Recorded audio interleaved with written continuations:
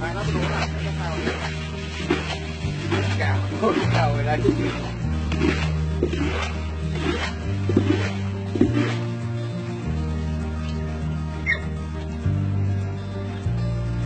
Tập đây nữa, tập đây. Có đéo thôi.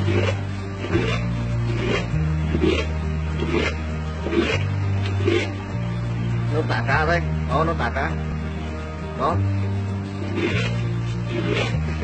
Nó tạt ra đó. Nó tạt ra đó. Dạ, không có gì ra.